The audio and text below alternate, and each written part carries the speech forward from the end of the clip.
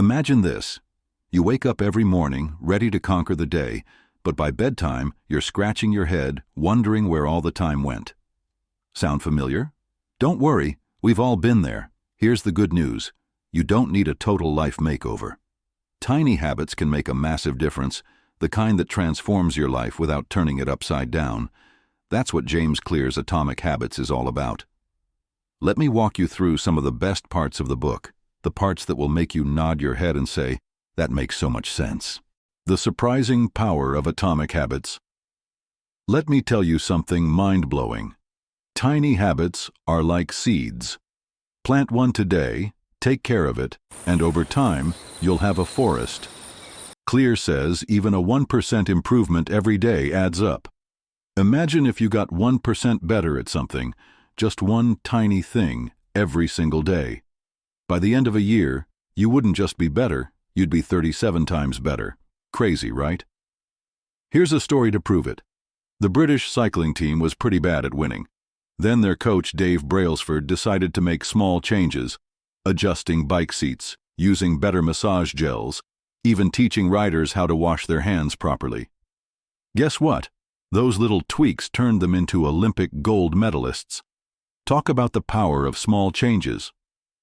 Habits are the compound interest of self-improvement. Small habits today lead to consistency, which leads to compound growth, which leads to big results tomorrow. How to build better habits in 4 simple steps. Okay, here's the deal. Every habit you have follows 4 steps. Cue, craving, response, and reward. Think of it like a chain reaction. Something triggers you. Cue. You feel a need. Craving. You act on it. Response.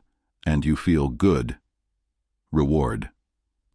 For example, let's say you want to start exercising. Here's how it works. Cue. You see your sneakers by the door. Craving. You imagine how amazing you'll feel after working out. Response. You go for a quick jog. Reward. You feel super accomplished, although maybe a little sweaty. The secret sauce? Make each step so easy and enjoyable that it feels like second nature. If the cue is hidden or the reward feels far away, your habit won't stick, so keep it simple and fun. You do not rise to the level of your goals. You fall to the level of your systems. Seeing your habits clearly. Have you ever stopped to think about all the little things you do every day without realizing it? Clear says the first step to changing your habits is to notice them. He calls it the habit scorecard. You jot down everything you do in a day and label it, positive, negative, or neutral. Example: waking up. Neutral. Scrolling through social media for an hour. Negative. Drinking water. Positive. Once you know what's going on, it's easier to make changes. It's like finally putting on glasses and realizing, oh, that's why I've been bumping into things. The process of behavior change always starts with awareness. The best way to start a new habit. Here's a pro tip. Stack your habits. Take something you already do and add a new habit right after it. This is called habit stacking, and it's a game changer. For example, after you brew your coffee, write down one thing you're grateful for. After you take off your shoes, do a 10-second stretch. It's not about doing everything all at once, it's about starting small.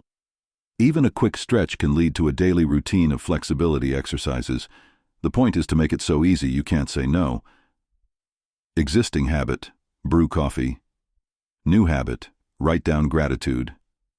Reward, feel positive vibes.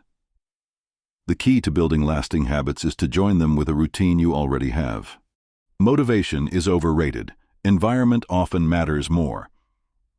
Here's the truth. Motivation is like that unreliable friend who shows up late or perhaps not at all. The real hero here is your environment. Shape it right, and you'll win every time. Want to eat healthier? Put a bowl of fresh fruit on the counter and hide the chips at the back of the pantry. Want to read more? Leave your book on your pillow so you see it before bed. Clear shares a cool story about a hospital. They boosted water sales just by placing water bottles at eye level. People didn't need extra willpower. They just grabbed what was easiest. Environment is the invisible hand that shapes human behavior. The secret to self-control. Let's be real. Self-control isn't about willpower. It's about removing temptations altogether. If something's out of sight, it's out of mind. For example, want to stop snacking? Don't keep junk food in the house. Getting distracted by your phone? Leave it in another room while you work. It's not about fighting your urges. It's about making them irrelevant. You can break a habit, but you're unlikely to forget it. How to make habits irresistible. Here's a fun trick. Pair a habit you need to do with something you love doing. Clear calls this temptation bundling. For example, only watch your favorite Netflix show while folding laundry. Listen to a great podcast while cleaning the house. This way, you're turning boring tasks into something you actually look forward to. What is rewarded is repeated. What is punished is avoided. Walk slowly, but never backward. Ever heard of the 2-minute rule? It's genius. The idea is to make your habit so simple you can't fail. For example, instead of saying, "I'll read 50 pages, say, "I'll read 1 page." Instead of, "I'll work out for an hour, say, "I'll do 1 push-up." Clear tells the story of a guy who lost over 100 pounds by committing to just showing up at the gym for 5 minutes a day. Those tiny steps led to huge results. Step 1, put on sneakers. Step 2, walk outside. Step 3, walk for 5 minutes. Standardize before you optimize. You can't improve a habit that doesn't exist. How to make good habits. Inevitable and bad habits impossible. Want to lock in good habits? Use commitment devices.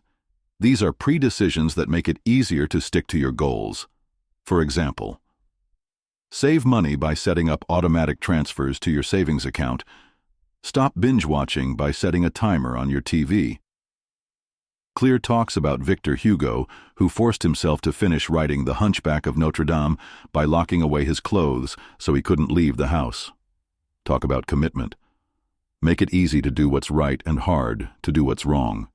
How to break a bad habit. Breaking a bad habit might feel like trying to stop a rolling boulder, but Clear has a roadmap. He says to reverse the 4 laws of behavior change. Here's how. Make it invisible. Remove the triggers. For instance, if social media is eating your time, delete the apps or log out after each use. Make it unattractive. Change the way you think about the habit. For example, instead of seeing junk food as a reward, think of it as an obstacle to your health goals. Make it difficult. Add friction. Let's say you spend too much money shopping online. Delete your payment info from websites so you'll have to re-enter it each time. That extra step might make you think twice. Make it unsatisfying. Use accountability. Tell a close friend about your goals and ask them to check in on you. Nobody likes reporting failure. Breaking bad habits isn't about superhuman willpower. It's about designing a life where those habits simply don't fit. The best way to break a bad habit is to make it impractical. We touched on a few chapters, but there's much more to know. Read the complete book to let the wisdom flow. Turn pages, chase dreams, erase every doubt. Until next time, a bookster's signing out.